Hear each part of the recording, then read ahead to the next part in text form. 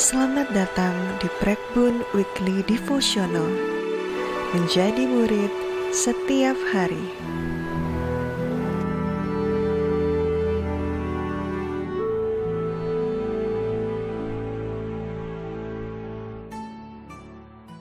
Shalom Bapak Ibu Jemaat sekalian, Sobat Prekbun yang dikasihi di dalam kasih Tuhan Yesus Kristus. Kembali lagi di Prekbun Weekly Devotional yang mulai Prapaskah ini akan kami mulai lagi dengan program-program yang akan menyapa Bapak Ibu di hari Sabtu, merangkumkan apa yang terjadi, apa yang kita kumpulkan bersama-sama di satu pekan tersebut, dan mari kita maju menjadi murid Yesus yang makin setia. Nah Bapak Ibu, saya mau mengingatkan bahwa di masa Prapaskah ini, Panitia Paskah telah membuat kalender 40 hari masa Prapaskah. Kita sudah menjalani beberapa hari masa Prapaskah ini, di masa 40 hari ini, dan Bapak Ibu, saya pastikan Bapak Ibu akan terbantu jika mengambil bentuknya secara fisik, meskipun Bapak Ibu bisa mengikutinya juga dengan melalui postingan di Instagram, tapi saya menyarankan Bapak Ibu bisa mengambilnya satu keluarga satu di kantor gereja.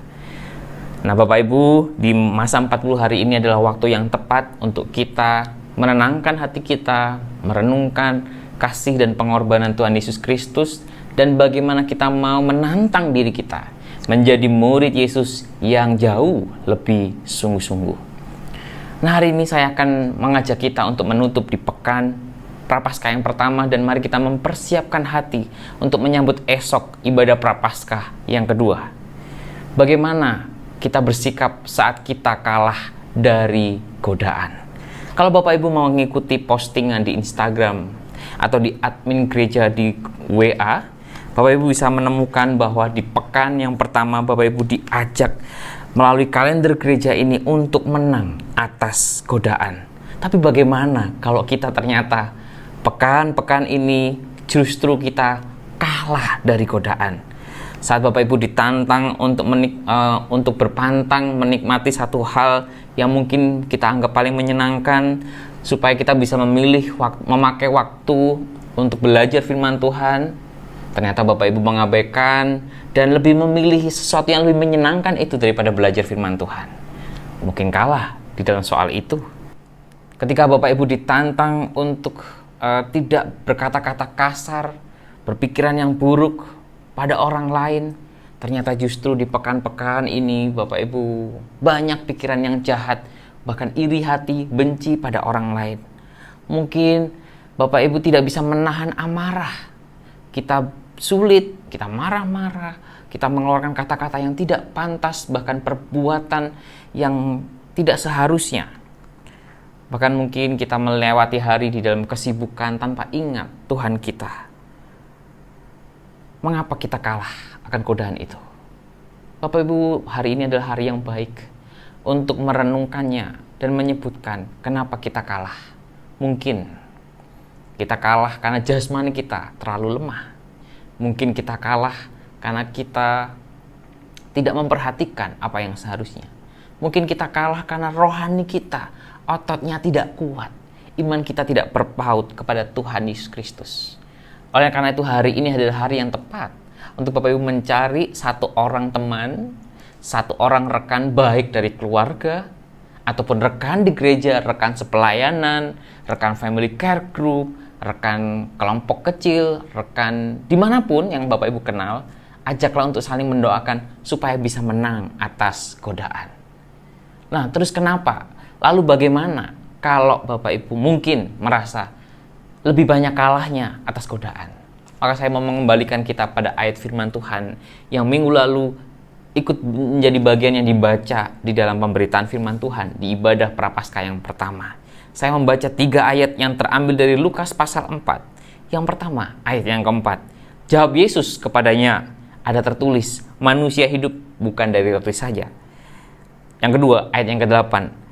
Tetapi Yesus berkata kepadanya, ada tertulis, engkau harus menyembah Tuhan Allahmu, dan hanya kepada Dia sajalah engkau berbakti.